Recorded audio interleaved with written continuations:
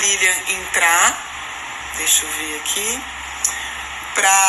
Obrigada, Amanda. Amanda é uma querida. Amanda Maria de Oliveira.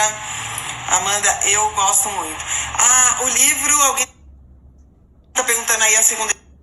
Então, na verdade, a segunda impressão, né? Porque a gente ainda não fez nenhuma modificação na estrutura do livro. Aqui a Lilian. Deixa eu só dar uma olhada. E eu...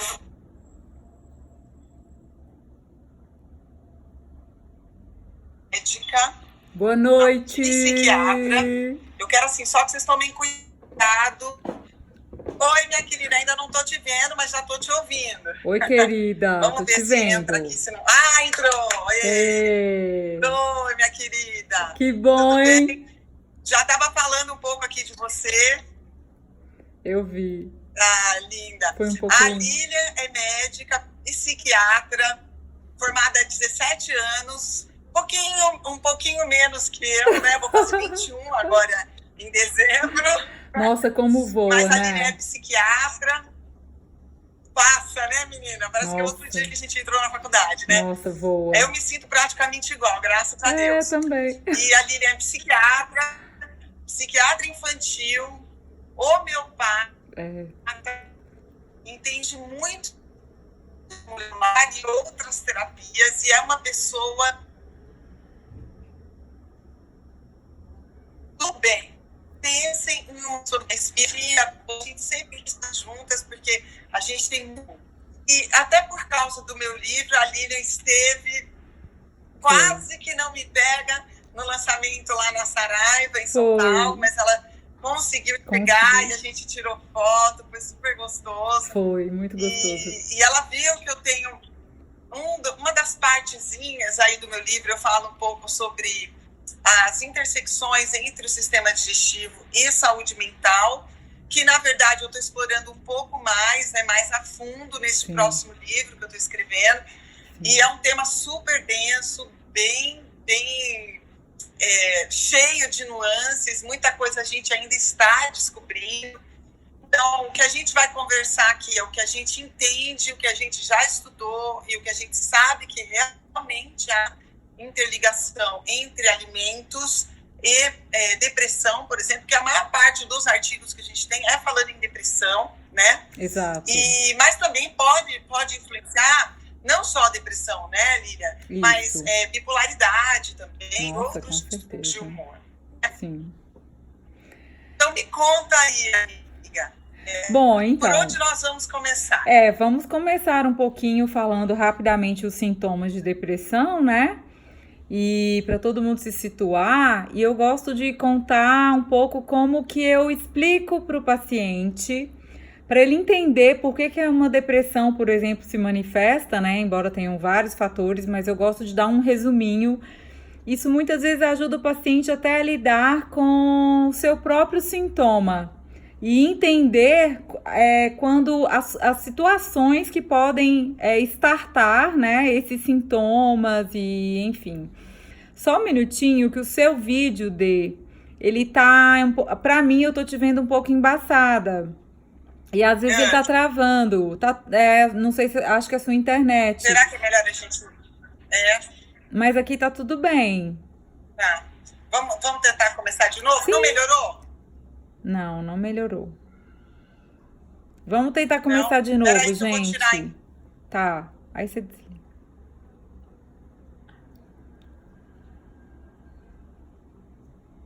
Tá travando, né, gente? Melhorou agora? Não. Ótimo! Melhorou. Eu melhorei. Eu tirei do Wi-Fi. Às vezes é Wi-Fi. Não, é engraçado, né? O meu tá fora do Wi-Fi também, porque o Wi-Fi engraçado atrapalha aqui. Eu não entendo por quê. Pois é. Então vamos começar de novo aí, para quem não me ouviu ou que não estava vendo. A Lilian é uma colega muito Lembrando querida, que né? essa é a primeira live da Denise com cabelo novo, né? Eu me senti super honrada. Cabelinho cortadinho. Ai, ficou ótimo. Então, a Lilian é médica psiquiatra, formada há 17 anos, psiquiatra infantil também, sabe muito de homeopatia, ortomolecular, e aceitou conversar comigo sobre isso, que é um grande desafio que a gente vive hoje. Aliás, eu, como fui perita e trabalhei muito com afastamentos, até hoje eu sou perita, mas não trabalho mais diretamente só com isso, eu faço algumas consultorias, e a gente vê que uma das questões ainda que deixam as pessoas muito alijadas da sociedade, não produtivas, impacta a família inteira, os filhos, os pais e todo mundo, e toda a sociedade, porque tem a ver também com a geração de riqueza nesse país, são os distúrbios de humor e principalmente depressão. Então eu chamei a Lilian para a gente conversar sobre isso, porque eu entendo a experiência dela, e como eu tenho estudado muito isso para o meu próximo livro, eu acho que não tem ninguém melhor para conversar sobre isso do que a Lilian. Então vamos lá, então começa de novo aí, minha amiga.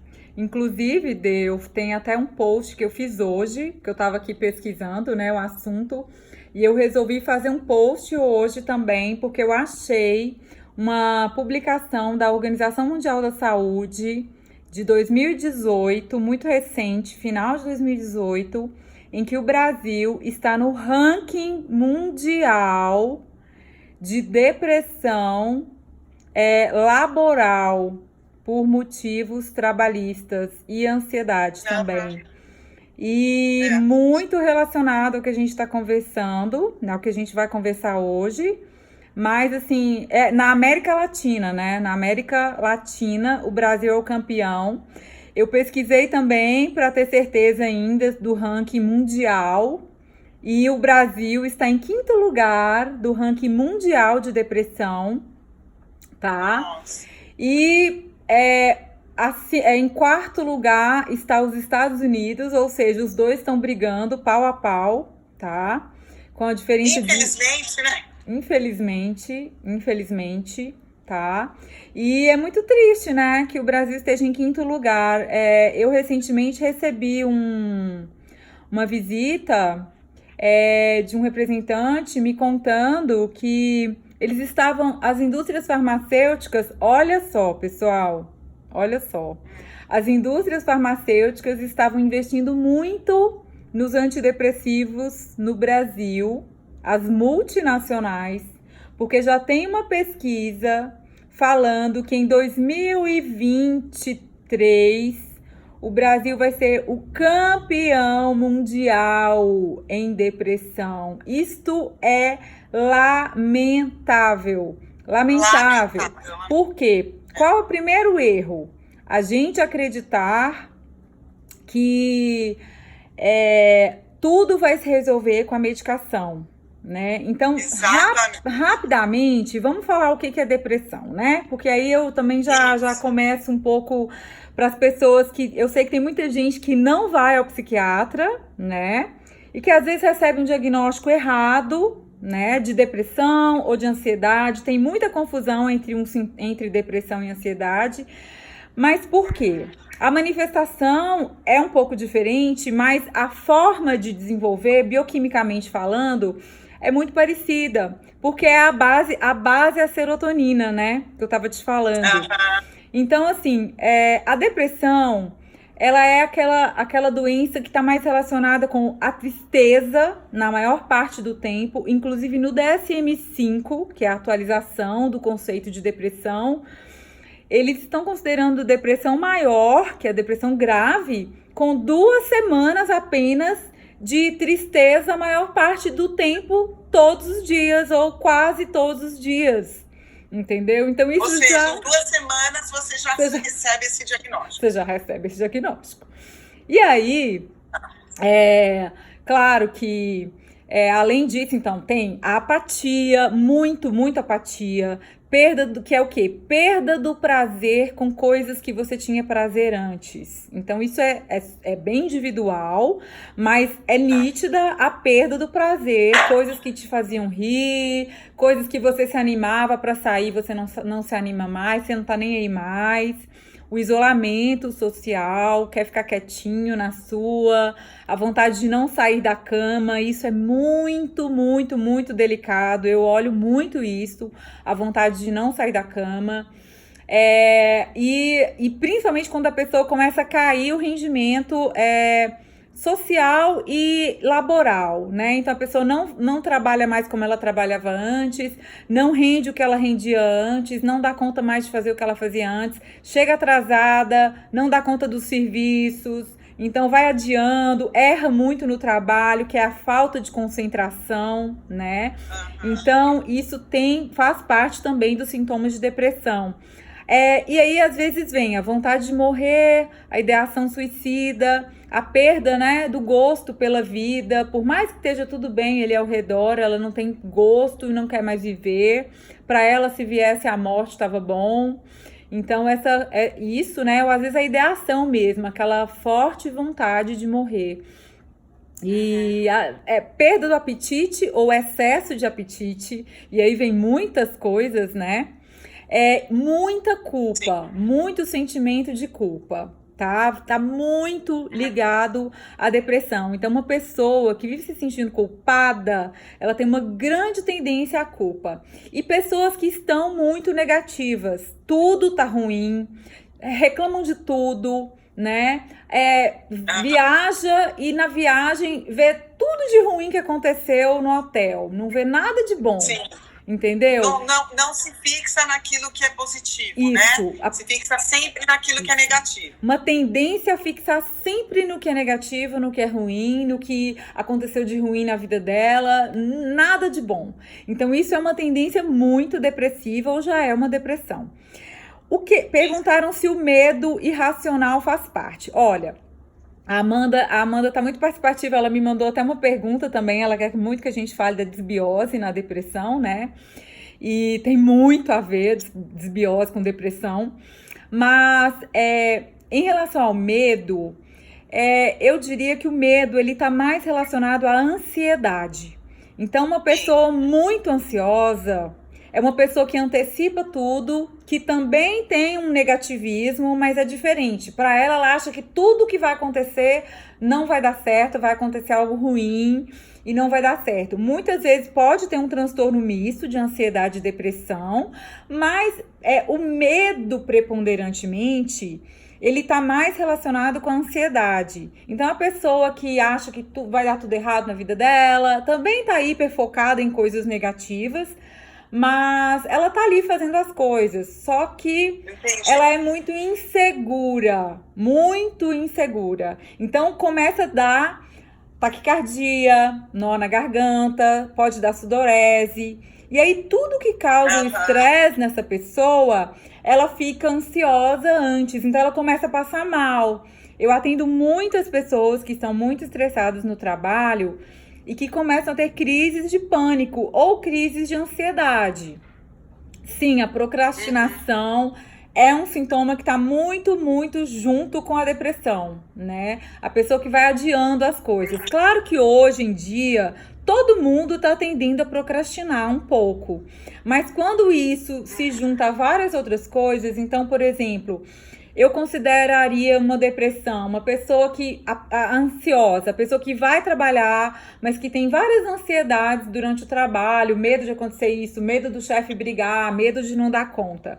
A pessoa deprimida, ela tá mais apática, ela não tá nem aí de chegar atrasada. Entendi. Então eu ia colocar isso para você. Eu percebo que eu posso ter uma ansiedade, ou seja, um transtorno misto, né? Mas a pessoa que está deprimida, ela fala, vai dar errado mesmo, né?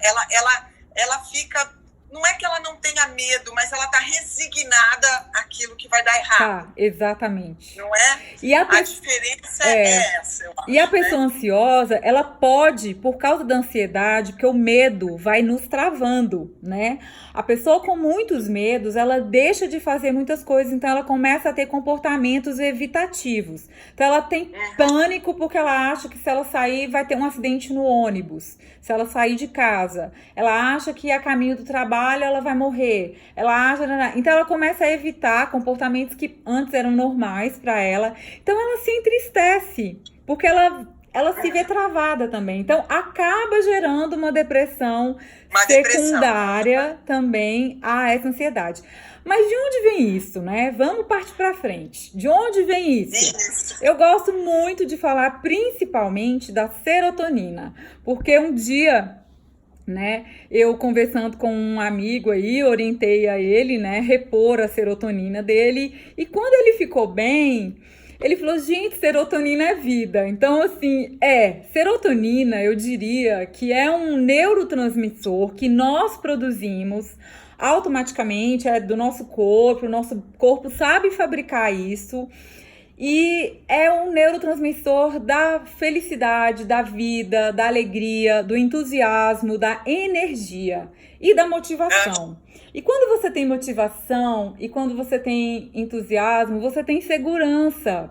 Então, por isso que a serotonina, ela tá contrária ao medo, né? Uma pessoa que tá com bons níveis de serotonina, ela não sente medo, ela se sente corajosa, ela se sente com vontade de ir lá, ela vai. A serotonina, eu digo também que ela é o neurotransmissor da socialização, né? Então, as fobias sociais, o isolamento social, é a pessoa que está provavelmente desprovida de serotonina. Porque a serotonina dá vontade de conviver, você se expõe mais, você quer conversar, você se socializa, então é bem bacana, né? E aí tem os outros neurotransmissores, dopamina, né? Vários outros, acetilcolina, e você falou bastante no seu livro. Em sinergia, né? Dopamina, acetilcolina, noradrenalina, adrenalina e tal. Mas o que é importante, gente, eu acho assim, até do ponto de vista integrativo, a gente pensar, porque dentro da psiquiatria tradicional, a gente pensa nos inibidores de recaptação, principalmente, né? Que são as drogas. Porque, assim, toda vez que eu tenho um neurotransmissor, eu tenho uma coisa entre um neurotransmissor e outro que se chama fenda sináptica.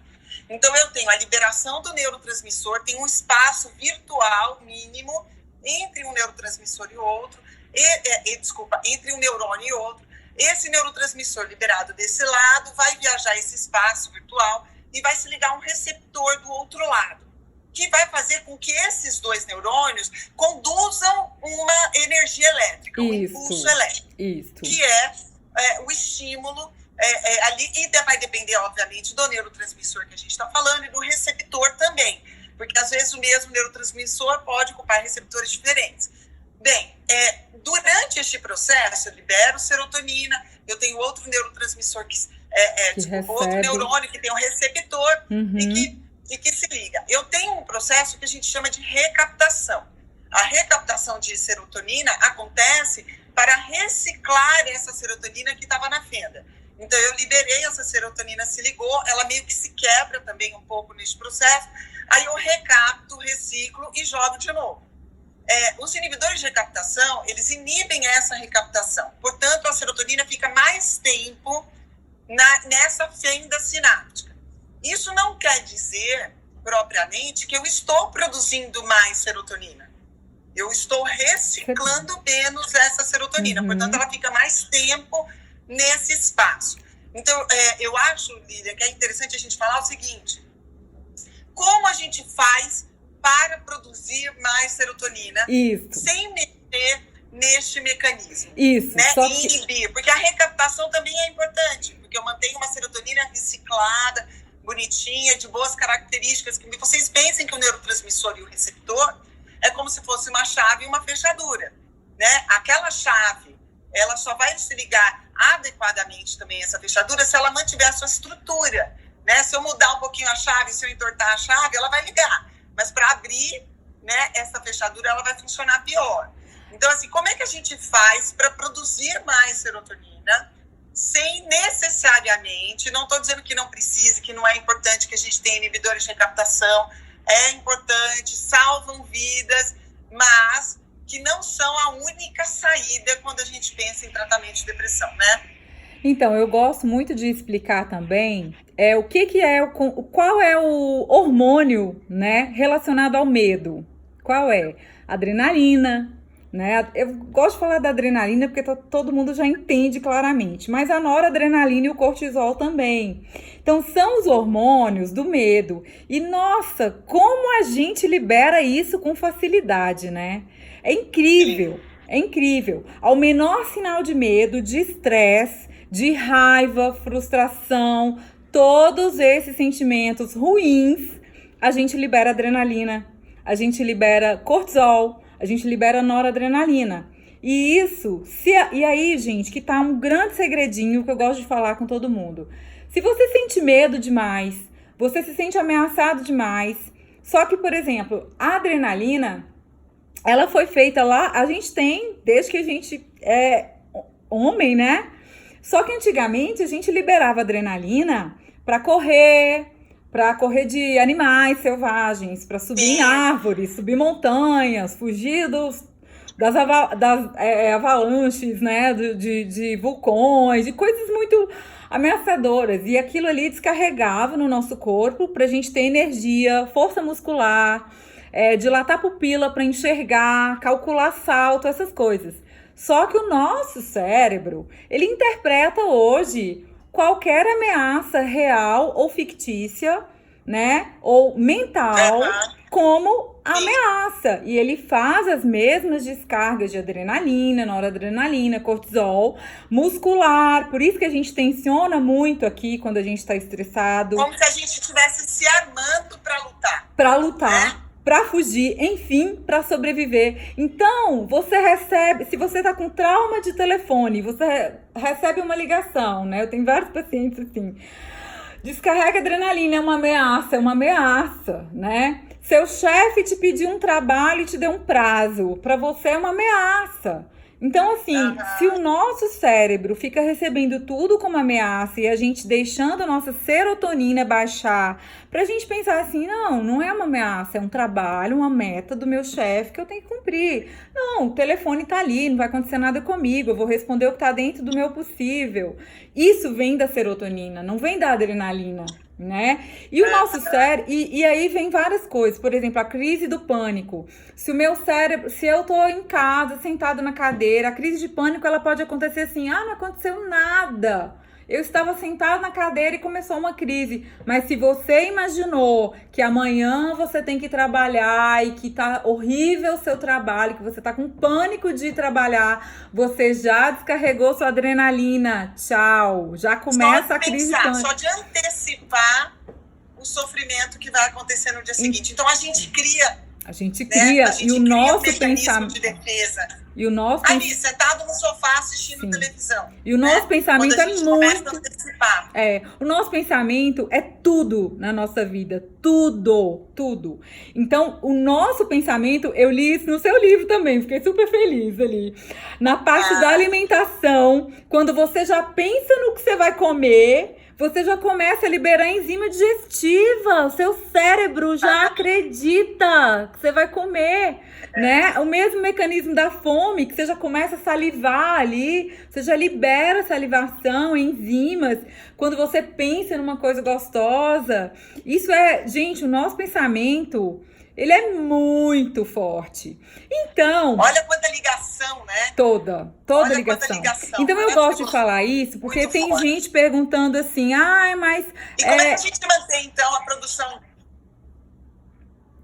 Então, assim, existem várias formas... Como é que a gente mantém, então, a produção da serotonina? Então, existem várias... Como que a gente poderia manter, né? Existem várias formas, várias situações importantes para a gente manter a nossa serotonina boa. Todas elas, tem um documentário maravilhoso que chama Health, que fala muito sobre isso. A chave da doença, a chave do nosso adoecimento se chama estresse.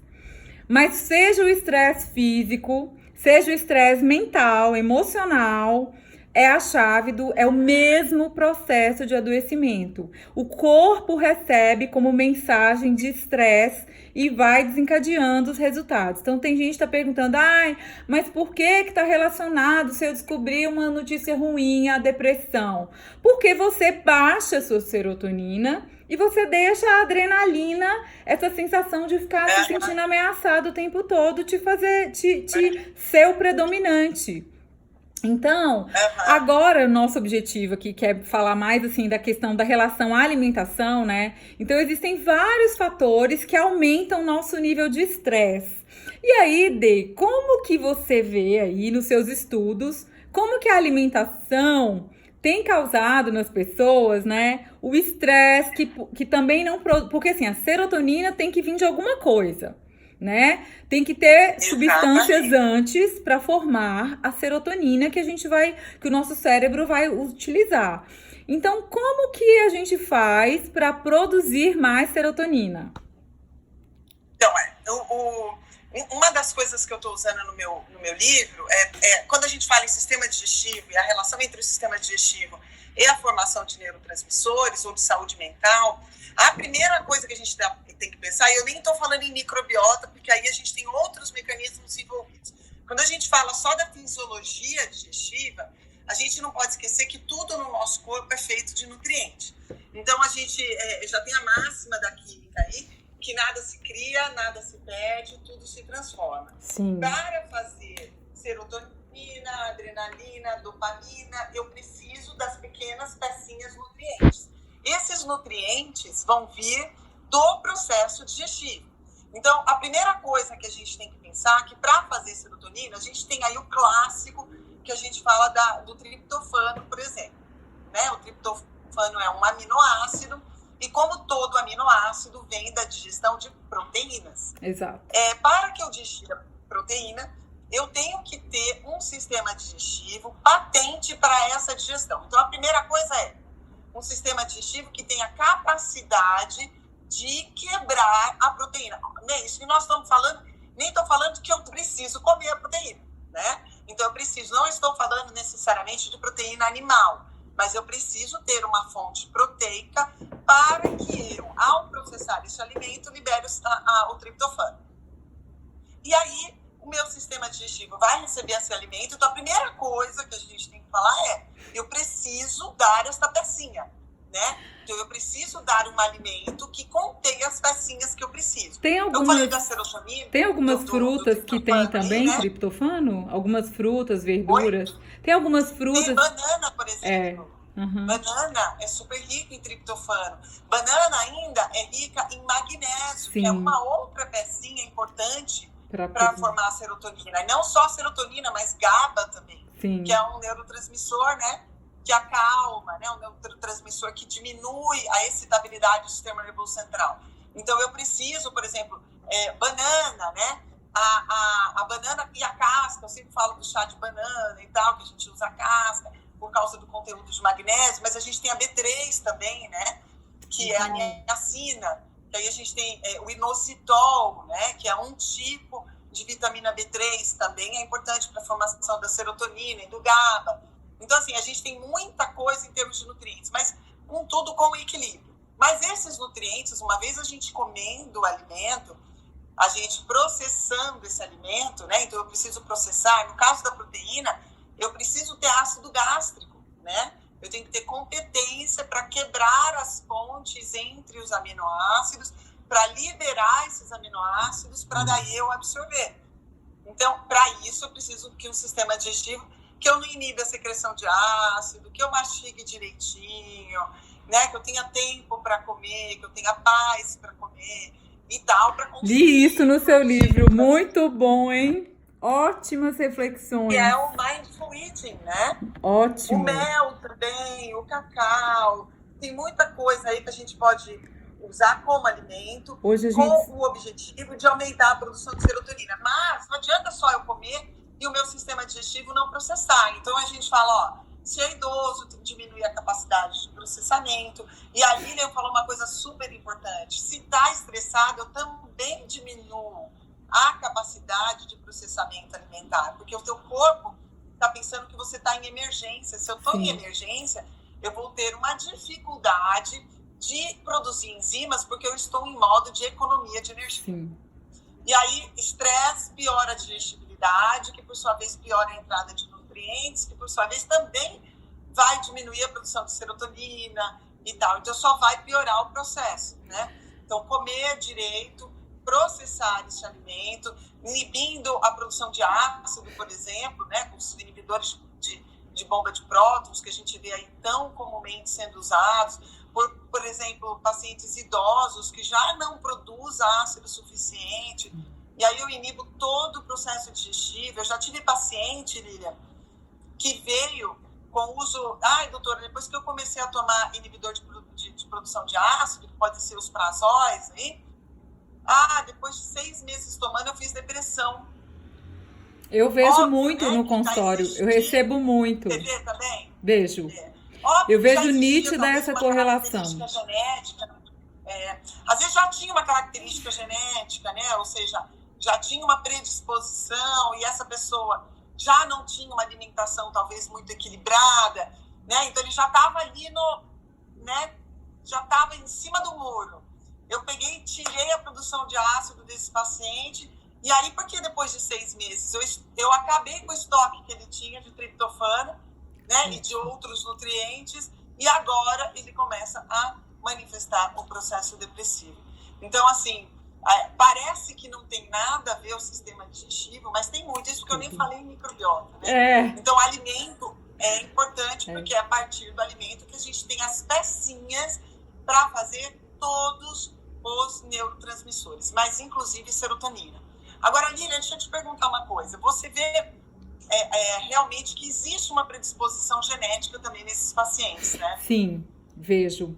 Muito predisposição genética, muito familiar. Então, quando um paciente me fala que tem mais pessoas com depressão na família, eu fico bem mais alerta com esse paciente, né?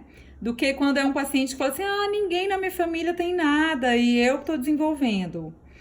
Então, às vezes, é uma depressão que vai ser mais difícil de tratar, né?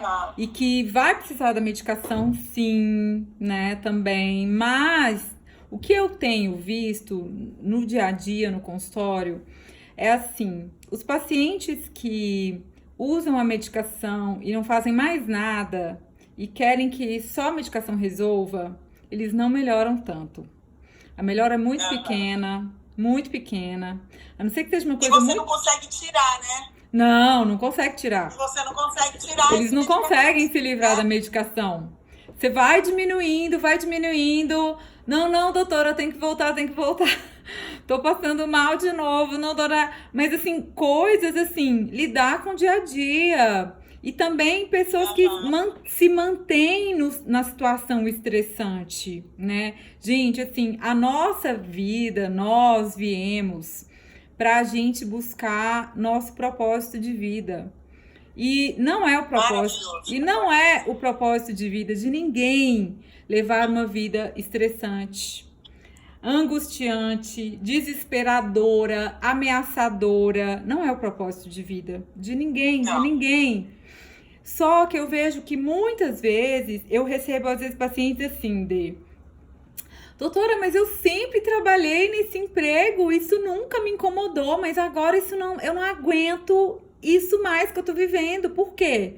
Eu falo assim, olha, na verdade, isso sempre te incomodou e você aguentou. Só que agora você esgotou o seu estoque de serotonina. Você não tem mais serotonina porque não é esse seu propósito de vida. E seu corpo tá te adoecendo para te mostrar que você tá fora do seu propósito. Você não pode envelhecer. Então aí gostei do que você colocou. O teu corpo tá te mostrando. Tá. Não é você pegar a muleta do remédio para continuar levando a vida da mesma forma. Eu aviso isso para todo mundo. A gente não tá falando só, obviamente, do que você come. Isso também é importante. Chegou o momento de você reavaliar tudo. A forma como você come, o que você come, os horários que você come, a quantidade que você come e tudo mais. Mas também os outros comportamentos. Né? Com quem você se relaciona, o trabalho que você faz, as escolhas que você fez na sua vida. Chegou o momento de você reavaliar isso. Não dá mais para colocar debaixo do tapete. Não, e eu sempre explico isso. Você colocar... eu sempre explico isso para eles. Eu falo, olha, eu vou te medicar, mas não é para você continuar fazendo as mesmas coisas, porque senão ou vai chegar uma hora que o remédio não vai fazer mais efeito, né? Ou vai chegar uma hora que você... Na verdade, vai chegar uma hora que o remédio não vai fazer mais efeito se a pessoa continuar fazendo as mesmas coisas, né? Então, ela precisa fazer terapia, precisa fazer uma reeducação alimentar, descobrir os fatores que estão ali prejudicando. Existe também, né, nessa parte alimentar, assim, eu vi que um seguidor seu comentou uma coisa assim que não, mas não é o mesmo alimento que faz mal pra mim, que faz mal pro outro e tal. Isso é uma coisa óbvia pra gente, né? A gente constata isso, Sim. mas existem os alimentos super inflamatórios. E isso é fato mesmo e que às vezes vai ter uma variação de grau de uma pessoa para outra, né? Como o trigo, que é o glúten, como o leite, né? E como açúcares em geral, né? O doce em Exatamente, geral. os industrializados, né? Os Os alimentos que são industrializados ricos em calorias e pobres em em nutrientes. E a nutrientes. gente não pode, e a gente não pode esquecer da questão do álcool também, né, Lívia? Sim, sim. Eu costumo brincar com os pacientes assim, olha, a adrenalina é uma coisa que a gente tem em tanta quantidade, né? Que qualquer porcaria que você comer, você vai estar favorecendo o seu estresse, né? Então gera mais Aham. cortisol, gera adrenalina, gera noradrenalina, você vai se estressar facilmente, vai se irritar facilmente, vai ficar agitado, vai ficar ansioso e vai ficar essa cascata, né? Então, por que que o trigo, além de ser inflamatório no intestino, né? Ele também produz muito açúcar, né? No nosso corpo. Sim, Então, isso sim. gera compulsão alimentar, que gera inflamação. Então, hoje, a psiquiatria admite a plenos ares que a depressão é uma doença inflamatória. E admite também, Ah, é, peraí, e, gente. e admite, Depressão é uma doença sistêmica. Ela é uma doença inflamatória. E tem um processo de neuroinflamação, óbvio, que responde ao processo de inflamação global do seu corpo. totalmente. Total. E, Isso também tem a ver com microbiota. Hoje a gente sabe, né? A parte que eu estou escrevendo agora do livro, a parte da neuroinflamação que pode ser motivada por microbiota. Então, tem artigo mostrando, por exemplo, que crianças autistas, quando elas estão em jejum, comparadas com crianças da mesma faixa etária, que você mede, por exemplo, anticorpos anti-LPS bacterianos, então que são as partículas das paredes das bactérias gram-negativas, que podem vazar do intestino para dentro do teu sangue. A gente chama isso de permeabilidade intestinal aumentada. Essas crianças autistas, o primeiro artigo que mostrou isso foi em 2014, se eu não me engano, mostrou que essas crianças em jejum tinham mais anticorpos anti-LPS que as crianças da mesma idade que não tinham autismo. Então, você já começa a ver que o processo neuroinflamação cerebral, né, ou seja, do sistema nervoso central, também está envolvido com um aumento de permeabilidade intestinal. Obviamente, não é só isso, né, gente? Não é só intestino, tem toda uma exato. condição alimentar, genética e outras coisas envolvidas, mas que se eu tratar esta neuroinflamação, né, também do ponto de vista intestinal, eu posso melhorar a Exato. evolução dessas Exato. crianças. Eu estou dando um exemplo do autista, mas a gente pode extrapolar isso para a depressão também, né, Lívia? Sim, com certeza. Então, assim, a depressão ela é uma doença inflamatória e já é admitido que a microbiota intestinal é fundamental nisso, na produção de inflamação, na melhora. Eles já tem pesquisas, né, que eles já mostraram que a questão do transplante fecal, mas foi usado para pesquisa. Eu até vi que você fez uma live sobre isso, mas assim, eles fizeram transplante fecal, eles fizeram pesquisa com transplante fecal em pacientes com vida saudável, mas olha que interessante, que levavam uma pessoa que não tinha depressão, ela não só não tinha depressão, ela levava uma vida saudável, ela tinha alimentação saudável, hábitos de exercício físico regular, e ela era uma pessoa boa, bacana, tinha uma vida agradável, estava bem na vida dela, uma vida com qualidade. Eles transplantaram fezes de uma pessoa assim em pacientes deprimidos. E os pacientes deprimidos começaram a levar uma vida saudável, começaram a melhorar a depressão e até emagrecer. entendeu? E passaram a ter comportamentos Exatamente. muito parecidos. Já tem pesquisas, né, Dê, mostrando que a microbiota determina nosso comportamento por Comportamento. causa dos Exatamente. neurotransmissores. Se você gosta de comer, eu sempre cito o exemplo dos cítricos, que isso é muito comum. Uma microbiota que gosta de fermentar alimentos cítricos. Então, se você tem muito dessa microbiota dentro dos seus intestinos, cada vez que você comer um cítrico, você vai produzir, a microbiota vai produzir uma substância parecida com uma endorfina, que vai Legal. estimular que você coma mais cítricos. Legal. Então, Muito assim, bom. dentro desses artigos que eu tô lendo para o meu próximo livro, tem um que me chamou bastante atenção. Eles pegaram grupos de ratos, cobaias, e pegaram um rato que era agressivo. Então, fora, ele tinha um comportamento diferente dos demais. E eles pegavam estes ratos que eram normais e colocavam isolados numa jaula com esse agressivo. Então, eles criavam um ambiente de estresse. Olha isso. Então, como o estresse é muito maior. O que eles... Bem, já estou dando um spoiler do próximo livro, que eu falo bastante desse artigo. Quando eles, depois de um tempo, depois de submeter, então, aquele ratinho que era normal ao convívio com esse rato que era agressivo, do qual ele tinha medo, eles pegavam e começavam a avaliar as fezes desse rato e perceberam que havia uma mudança do comportamento da microbiota do rato por causa do estresse. E aí, o que eles perceberam? Diminuía um pouco bacteroidetes e subia um tipo de família bacteriana que a gente chama de Clostridium, que a gente já sabe que é uma microbiota muito mais resistente. Exatamente, mas é uma microbiota mais resistente ao ataque do sistema imune. Tá. Então, o que acontece? É como se a microbiota sentisse o estresse do rato e falasse assim, olha, vai vir coisa aí. Vamos nos armar e fazer crescer a microbiota mais agressiva. É como se a própria microbiota quisesse se defender do estresse. Se proteger. Demais isso, né? Demais. O que eles faziam? Tiravam o rato estressor da jaula, né? Da jaulinha lá, deixava lá depois de 6 semanas, sem contato com aquele rato, a microbiota começava a voltar. Então, olha o efeito do estresse sobre você, sobre os seus hormônios, sobre os seus neurotransmissores e sobre sua microbiota. Sim, a sua microbiota vai mudar de padrão para tentar se defender. Ela não entende o que está acontecendo, mas é como se fosse um inconsciente coletivo.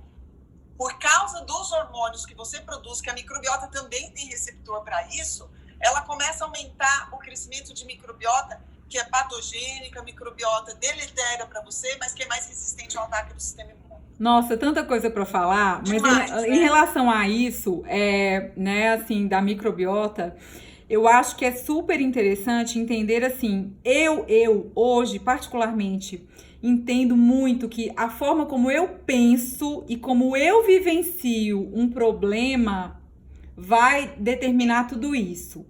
Por outro lado, pacientes, como você me perguntou, que tem história familiar de depressão ou que já tem uma depressão mais crônica, esses sim deveriam se atentar muito mais à alimentação saudável, a um estilo de vida mais saudável, porque ainda assim, muitas vezes, eles precisam ficar tomando uma medicação e se eles não tomarem cuidado, eles vão ter recaídas muito fáceis, então tem que ter um estilo de vida não estressante.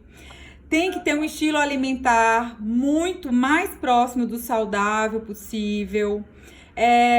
Tem que ter... fazer terapia, meditação. Atividade física regular. Atividade física que te dê prazer, cada um tem um gosto. Eu gosto e muito... escolher as pessoas com quem você se relaciona. Eu gosto muito de sugerir... duas coisas muito importantes. Meditação, começar com 5 minutos. Tem vários aplicativos. Tem um aplicativo que chama Insight Timer, que eu gosto muito, que tem meditações gratuitas. O YouTube tem várias meditações. Só que o problema é que o YouTube, muita gente faz mentalização, né? Que é ficar falando e coloca como meditação. Então, só essa diferença. Mas assim... Tem vários aplicativos que ensinam a meditar, que fazem meditações rápidas para começar. E sobre mini hábitos. Então, assim, mas eu nunca consigo fazer atividade física. Não começa com a meta de 5 vezes por semana. Começa com a meta de 2 vezes por semana, meia hora. À medida que você conseguir cumprir essa meia hora, 2 vezes por semana, passa para 3 vezes. E fica em 3 vezes por um bom tempo. Metas factíveis, né, Lívia? Metas possíveis, né? Que vão te ajudar bastante. Tem uma gatinha chegando aí. Tá dormindo aqui do meu lado. Foi aniversário dela ontem. Que fofa. A gente acabou de cantar um parabenzinho que pra linda. ela. Tá aqui com carinha de sono. Falei, deita aqui. E assim... Tá aqui o cabelinho dela, pelos cabelinhos dela. Que linda. Ótimo. E assim, em relação a questão inflamatória, que assim, eu sei que você também, né, e eu no consultório, eu peço exames, a gente tem vários exames hoje que nos ajudam a identificar se a pessoa tem atividades inflamatórias, inclusive tem exames, né, que nos ajudam a dedurar sobre o comportamento alimentar e o gosto pelo açúcar das pessoas, e a gente já dá uma puxadinha. E tem também os testes de tolerâncias alimentares, né? Porque além de alimentos básicos como trigo, leite de vaca que foi feito para o bezerro, né? Então são inflamatórios. Você explica muito e acho que você vai poder falar mais ainda nisso no seu próximo livro, né? Mas assim, isso já é sabido para todo mundo, como esses alimentos nos inflamam. Mas, além desses alimentos, cada pessoa tem sua peculiaridade. Eu já tive paciente que, nesse teste de tolerância alimentar, ele deu intolerância forte à laranja. E ele tinha sangramento nasal semanal. E foi ele tirar a laranja que o sangramento parou e a pressão normalizou. Ele estava começando a ficar hipertenso. Entendeu? Então tem ainda as individualidades nos alimentos que nós não fazemos ideia, mas que à medida que a gente vai tentando se conectar com a gente, com a nossa essência, a gente começa a perceber que após comer tal alimento, a gente começa a sentir enjoo, mal-estar. Prestar atenção, né? Prestar atenção. Olhar para si próprio. E não tem isso de alguém virar para você e falar, não tem nada a ver não. Tem, gente, pelo amor de Deus, nem a psiquiatria faz mais isso. Porque tem um monte de gente para atrapalhar, para ajudar não tem muito. A psiquiatria com várias pesquisas, a psiquiatria já descobriu o seguinte: primeiro, o nosso corpo inflama. Inflama por quê? Por causa dos alimentos e de outras coisas estressoras e substâncias tóxicas que entram, né, no nosso corpo. Não só através dos alimentos, mas da pele, de produtos químicos, às vezes inalação, poluição, coisa no cabelo e tudo mais. Água, né? Plástico que você esquenta no micro-ondas. Então, assim, isso tudo vai agredindo o nosso corpo e causando estresse e inflamação. O corpo tentando se livrar daquilo. Então, começa uma inflamação física, corporal, né? Quer dizer, corporal. E ela depois vai virar uma inflamação cerebral. Você fala isso no seu livro, né? E a inflamação... eu tenho uma questão genética já envolvida, eu já tenho uma predisposição, eu tenho vivências muito negativas também, né? Questões que não foram trabalhadas no teu passado e tudo mais. Exato. Aí pronto, eu achei o ambiente mais fértil possível para a doença se instalar. Agora, muita gente está perguntando aí, Lívia, da homeopatia. Dá para a gente trabalhar com homeopatia? Olha, depressão? Existem várias situações, várias terapias hoje mais holísticas, mais profundas, como a quântica. Existem muitas terapias energéticas que tentam acessar uma coisa no nosso corpo que chama inato, que é a nossa essência, que é onde estão todas as respostas. É como se fosse uma parte super inteligente do nosso eu, bem profunda, que sabe a resposta de tudo, inclusive de tudo que está fazendo mal, né? E existem várias terapias que conseguem acessar esse eu superior nosso. E eu considero que a homeopatia é uma das formas que eu consigo hoje acessar esse eu superior do meu paciente. E consegue não só acessar, consegue mudar comportamento. Então tem duas coisas que eu, né, gosto muito, tem várias, mas as principais, uma é a terapia. Um bom psicólogo, ele vai conseguir te ajudar a mudar padrões, crenças negativas e te ajudar a mudar seu comportamento diante da vida. Aprender a parar de sofrer diante daquilo que a gente não pode controlar e aprender a distinguir o que a gente pode controlar do que a gente não pode controlar e parar de sofrer, né? Então a terapia faz isso, mas a homeopatia também ajuda a mudar comportamento, ajuda a aprofundar nisso, traz para fora da gente aquilo que tá ruim, nos incomodando. O que mudou para mim é que antes de fazer psiquiatria, eu fiz homeopatia e aprendi a homeopatia lá do Hahnemann, que tratava com doses baixas, assim, de 30 CH, que eram doses mais baixas. Só que a gente via uma melhora, mas via uma regressão. Via uma melhora e via uma regressão. E aí, quando eu entrei na psiquiatria, eu meio que dei uma parada na homeopatia e voltei de novo com a homeopatia quando eu descobri pelo Tom Jansen, que é da Holanda, né? A homeopatia detox, que aí é outro assunto, outro tema. Mas ele trabalha... Dá pra gente fazer uma live. Dá. E aí entra aquela questão das radiações lá de avião, que foi o Tom Jansen que desenvolveu o medicamento fantástico. Mas assim, ele trabalha com doses baixas, mas ele trabalha com doses muito altas. E por quê? Porque ele entendeu que o mundo está tão intoxicado nós estamos com tantos obstáculos e o Hahnemann fala que é preciso, para tratar a homeopatia, um paciente com homeopatia, remover os obstáculos à cura. Só que são tantos obstáculos que o Tom Jansen chegou a doses muito mais altas na homeopatia e ele consegue levar o paciente a realmente melhorar e ir de encontro com os seus sintomas, entendeu? Com o seu eu superior. Então, de forma mais eficaz, mais efetiva. Mas, às vezes, na homeopatia, para tratar uma depressão, o paciente adulto, ele é uma pessoa que ele já chegou tão intoxicado, já usou muito antibiótico, muito anticoncepcional, muitos prazóis. E às vezes a gente precisa fazer esse caminho de remoção dos miasmas dessas substâncias tóxicas, entendeu? Para conseguir desbloquear a saúde da pessoa pela homeopatia. Então esse é um trabalho que eu faço e eu tô assim apaixonada de novo pela homeopatia com esse trabalho. Mas como psiquiatra, a doença mental ela ainda é um grande desafio para todos nós psiquiatras, sabe?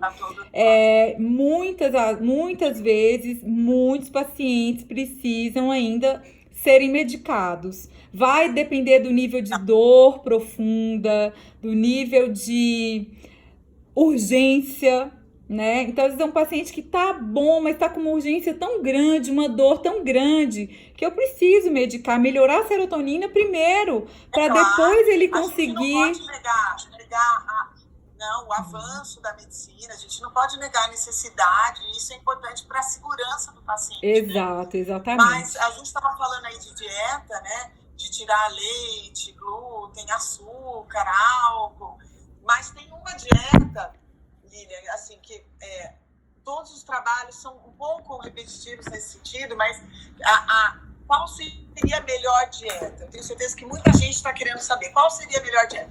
Óbvio que não existe nada que seja para todo mundo, nem nada que não sirva para ninguém. Não. Então a gente tem que, obviamente, através de um médico e de um nutricionista capacitado, fazer a individualização dessa dieta. Exatamente. Mas, de modo geral, existe uma dieta que é bem conhecida por ser uma dieta anti-inflamatória, que é a que a gente chama de dieta mediterrânea.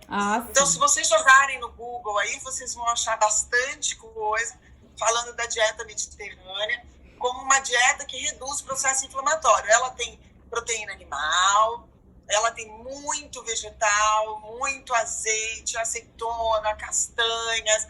Ela é uma dieta muito rica ela é plant-based, né?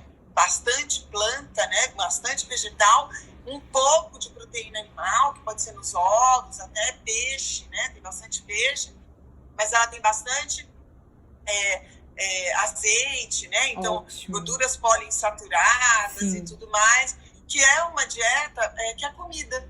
Então, assim, quando as pessoas perguntam, eu falo assim, olha, come comida, né? Come comida no café da manhã, no lanche, no almoço, no lanche da tarde, no jantar. Se você comer comida a maior parte do seu dia e reservar apenas para exceções os lanchinhos, você vai estar sendo melhor nutrido. Além disso, você vai estar se anti-inflamando e nutrindo a microbiota de alimento que ela gosta, Ótimo. que é a fibra, né? Que está dentro aí da dieta mediterrânea, como as fibras dos vegetais e tudo mais. Casos selecionados precisam ser vistos individualmente, como as pessoas que têm sensibilidades ao FODMAPs, os disbióticos que fermentam demais. Esses provavelmente podem evoluir para uma dieta mediterrânea posteriormente, mas no início eles vão ter que fazer uma dieta individualizada. Então, às vezes, pergunta assim, doutora, eu posso brócolis? Brócolis tem bastante FODMAPs, mas assim, é um excelente alimento, né? Eu tenho indol-3-carbinol, né? Eu tenho brocolinol, que é super anti-inflamatório e tal. Mas, porque ele tem um tipo de fibra que pode ser fermentável, talvez para você não. Então, assim, claro que casos específicos devem ser vistos especificamente. Sim. Mas eu tenho certeza, Lilian, que você no teu consultório consegue ver que a maioria dos pacientes que chegam para você, na verdade, eles chegam, não é comendo uma dieta mediterrânea, né? A grande maioria é uma dieta ocidental, extremamente rica em carboidratos, fritura, carboidrato, álcool, açúcar, demasiado, corantes, aromatizantes, conservantes, adoçantes. Então, isso tudo é péssimo, não só para a saúde mental, como para a sua saúde como um todo, inclusive, para a sua informação corporal como um todo. Duas coisas que eu considero que estão startando muito a depressão na infância e na adolescência, com muita facilidade, porque está assim, uma epidemia de depressão em adolescente. Uma é a questão do mau uso das redes sociais, né? Então as famílias estão se perdendo. Mas a segunda, mas talvez esteja em primeiro lugar, na minha opinião, a super má alimentação na infância e na adolescência, que está assim assustadora. Assustadora. As crianças todas usando, comendo muito, trocando as refeições de verdade por fast foods e por aí vai. Então, isso aí é um assunto pra gente fazer uma live depois, né? Eu acho. Porque a gente tá criando uma geração de mimados, né? A gente está criando uma geração de crianças que não sabem o que é o alimento, que não sabem. Acabou.